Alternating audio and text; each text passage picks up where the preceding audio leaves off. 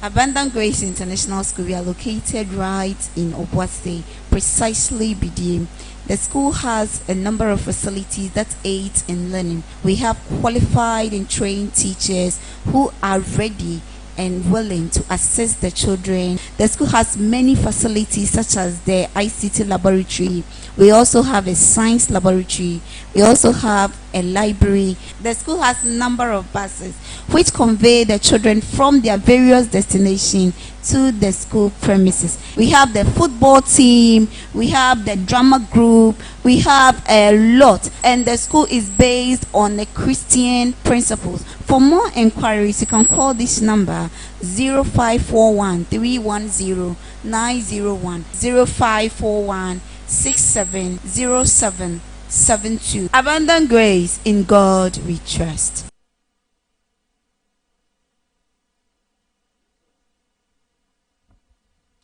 You are welcome once again to AGPS TV. And as you already know, I am Mrs. Mavis Boachi Jemfi, your English tutor. Today we will continue with where we stopped. That is, we started with literary devices. And we learned that in literary devices we use figurative ways. That is, the meaning is not the same as the literal meaning. And we moved on to know what a literature is. That is, way of studying people's behavior, their deeds, and others. Again, too, we looked at the literary devices. We started with simile, showing comparison between two things. That is, two things. An example is we use the use of as or like. So he is like an angel. He is like an angel. And I'm not good as your folks. We did that as a simile. And we moved on to metaphor. That is comparing two things without the use of as or like. He is an angel. We said that he is an angel. Then we move on to personification. That is giving human attribute to non-human or inanimate things. So we can say the trees are dancing. The trees are dancing. Then we move on to the last one. That is oxymoron. Using two opposite words in literature. Example is he is an ugly beauty. He is an ugly beauty. So the ugly and beauty here are used in literature. Then today we are going to continue from where we stopped. And in our normal times, we sometimes use words. That is, when we want to talk more of the truth, we use figurative words. And these figurative words, we sometimes exaggerate. We exaggerate about it. So when we are exaggerating, we term it as a hyperbole in literature. So let's find the definition of a literature. Let's find the definition of hyperbole. That is the exaggeration of facts for the purpose of emphasis. That is when we want to talk more than the truth in terms of number or size. When you want to talk more of the truth, that is to make emphasis, we term it as hyperbole. And we have a number of examples. We have example 1. He is so hungry, he can eat a mountain of fufu. He is so hungry, he can eat a mountain of fufu. Despite a person being hungry, when you give the person a mountain of fufu, the person cannot eat it. But here we are trying to emphasize more on how the person is hungry or how the hunger the person is feeling. So we use the mountain of fufu to make an exaggeration to the extent of how the person is hungry. So he said he is so hungry, he can eat a mountain of fufu. The second example is, I will love you till all seas go dry. I will love you till all seas go dry. In normal ways, you cannot love a person till all the seas, and seas cannot go dry. So here, when you are being exaggerated, that you love a person till all the seas go dry, here you are being exaggeration, that is hyperbole, telling us you will love the person till the end. You love the person till the end, because we know all seas cannot go dry, telling us you love the person till the end. Then we have our third example. The Odumna clan multiply faster than fowls. The Odumna clan multiply faster than fowls. When we read the dilemma of a ghost, in the prelude, we can see the Odumna clan multiply faster than fowls. You know, a fowl can hatch 21 eggs within 21 days. The fowl can hatch eggs, 21, no matter the number you give, a hen can hatch it. But here, compare it to human beings. As human, we cannot give birth to 21 children a day. It's impossible. So here, when we are comparing or when we are exaggerating now how the Odumna clan multiply, it means they give birth or they have a number of children or a number of people in their family. That is when they are being used as a fowl, because how fowls produces. Fowls produce they hatch number of eggs at the end of 21 days. Then we have the third example. I have been waiting for ages. I have been waiting for ages. This is also a hyperbole, because maybe you've waited for the person for 2 hours or 3 hours. But here you are taking it to ages, that is being decades, and you cannot wait for a person for a decade. So when we are being exaggerated here, like the number of times we've been waiting for, then you say, I have been waiting for ages, then you are being exaggerated. And when you are being exaggerated, in literature, we term it as hyperbole. We termed it as hyperbole.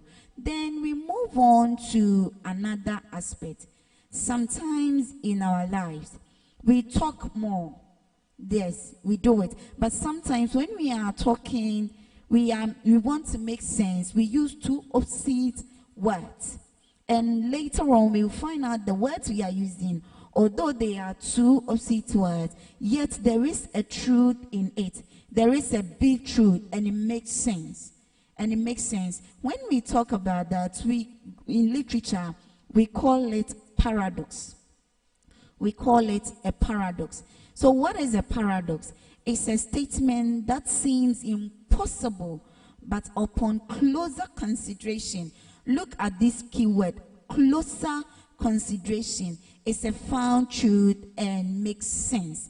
That is it. So when we look at it closely, or when we take a bit of time to go into deep, or we dive into it, we will find that although it is impossible to achieve, yet there is a truth and it makes sense. It makes sense. Let's look at Ama Ata Edu, that is the girl who came. He said, Nana will laugh and laugh and laugh until tear drops from his eyes.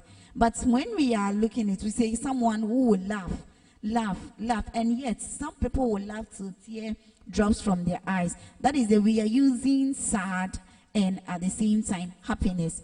So when we look upon closer look, we can hear that yes, there is a sense or there is a bit truth in it. Let's take our example on the board. Fence walls make enemies of neighbor. Fence wall makes enemies of neighbor. Yes, we fenced our house to protect ourselves from intruders or from thieves or from burglars. Here in our society, we have it's a fence wall makes enemies of our neighbors. Again, when you build a fence around your house, you are telling your neighbor not to get into your house, meaning you are being suspicious of your neighbor. So when we say fence wall make enemies of neighbor, that is the meaning. Meaning even the neighbor you are with, you don't trust that person very much. You don't trust the person very much. Although that is not your perception, but the fence you built around your house, that is how we're supposed to take it. That even your neighbor closer to you, That is, when something happens, he will be the first person to come to your house. Yes, there is a fence wall between them. So when we say fence wall, making enemies of neighbors, no, you are not only protecting yourself from intruders or from burglars or from thieves, but you are also preventing your own neighbor to come to you. So this is a paradox. Something seems impossible, but upon closer look or taking into consideration, there is a bit of truth, and the truth in it also makes sense. In our normal lives, we also do something. That is, when we want to take something, we don't want, the thing is not appealing. It's not appealing in our eyes. It's not pleasant. But here we want to make it pleasant, look attractive, so that people will buy it or people will sell it. Or those who are feeling scary will not be that scary that much. So here we also use a literary device called euphemism. So when we want to make something unpleasant looks pleasant, we use a literary device called euphemism. When we read the Cockerel, we find out that sleep without wake. In sleep without wake, you can just meaning the title. Sleep without wake. When someone sleeps without waking, literally the person is dead. That is the meaning. But here we don't want to use dead to scare people. So we will say sleep without wake. And literature, that is called euphemism. So let's know the meaning of euphemism. It's a figure of speech in which something unpleasant, something not appealing, something unattractive is made to look pleasant, makes to look attractive, makes to look beautiful. So when something unappealing is made to look very beautiful, very pleasing, we use a figure of speech called euphemism. And please, with the literary devices, make sure learn the spellings well. Our emphasis here is on the spellings as well as the meaning. So please check the spellings well. The spellings is also important as the understanding of the literature. So when something unpleasant is made pleasant, we term it as an euphemism. Okay, so let's go to our example. Our first example is she is a town helper. She is a town helper. Who is a town helper? Here we know the lady to be prostitute, but we don't want to use the term prostitute or harlot for the lady. So if we use the prostitute, the person will feel a bit offended.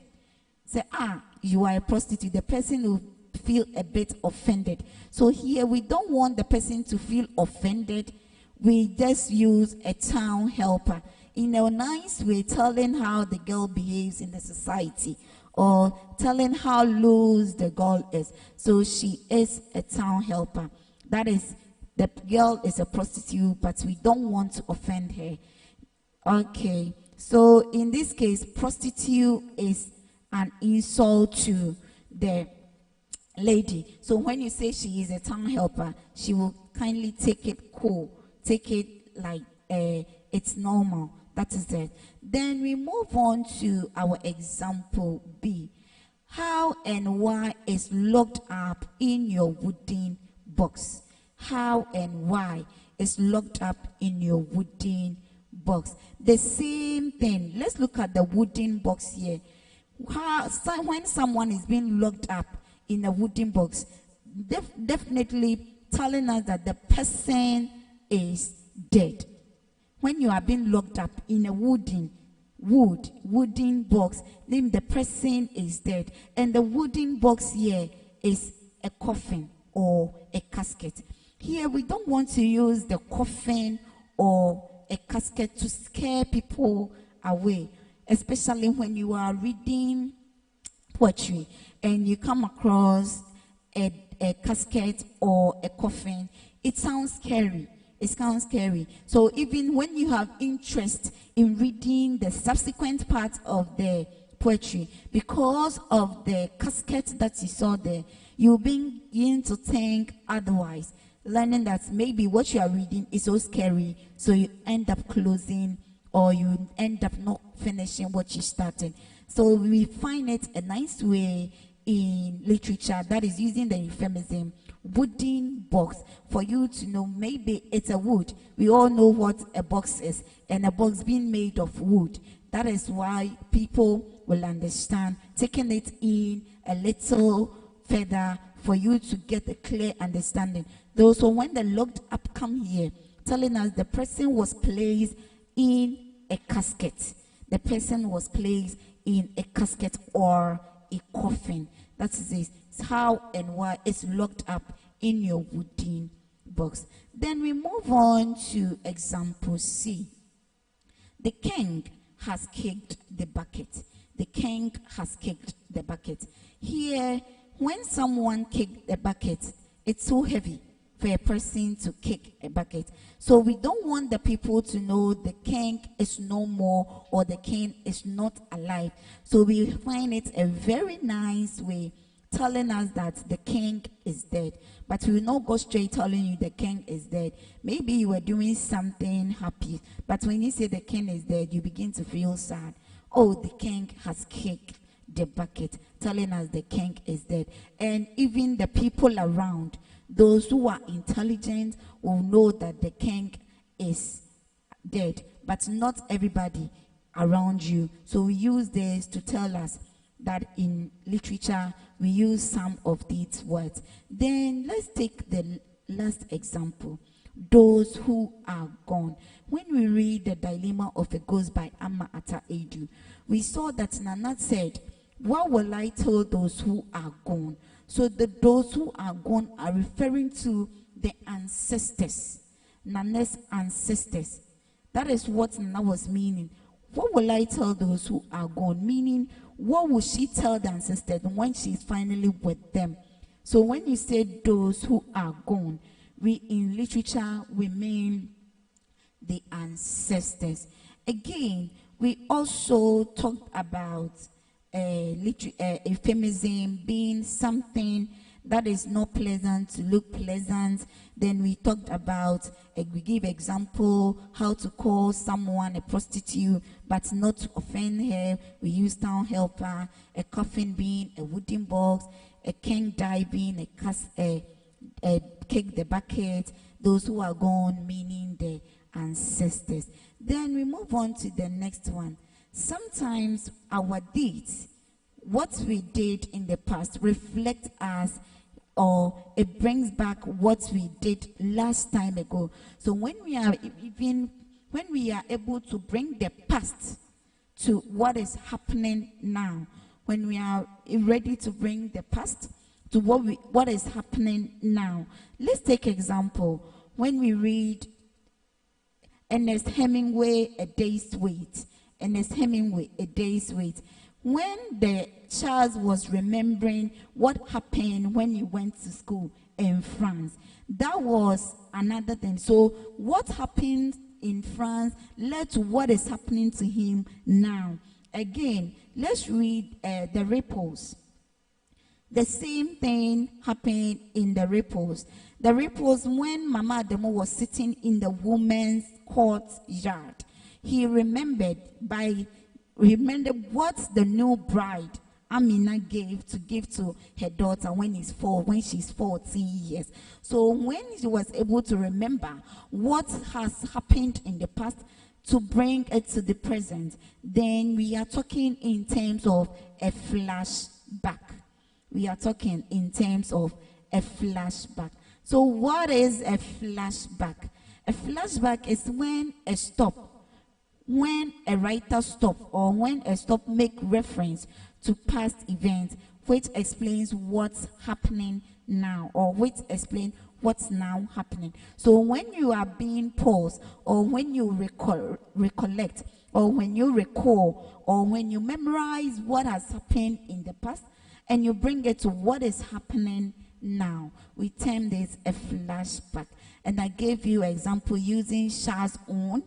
Again, I gave you example using Mama Ademu's own. So today, this is where we bring our literary devices. Okay, so this is where the flashbacks end. We will continue with synecdoche. We will continue with synecdoche. Sometimes too, we use a whole or we use a small group to represent a larger group.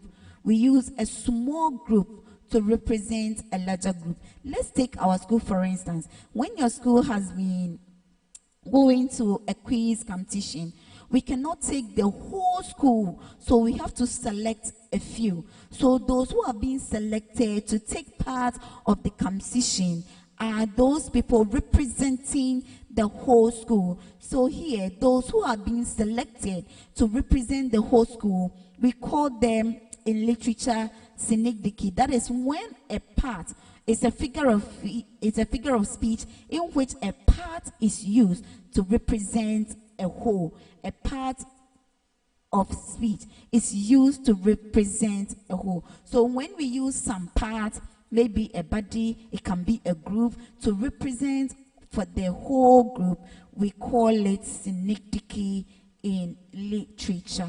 We call it synecdoche in literature. That is what I gave the examples about the school being competitive with quiz competition within a district. The whole school cannot go, so those who are being selected are the one representing the whole school, and we call it synecdoche. Example, let's take the first example. He has many mouths to feed. He has many mouths to feed. Here we are talking about the person being feeding people.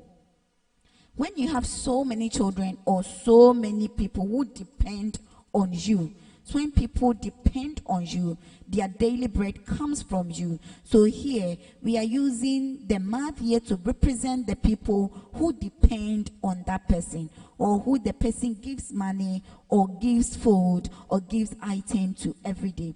So he has many mouths to feed. The mouth here is used to represent the person, people who depend on him for food.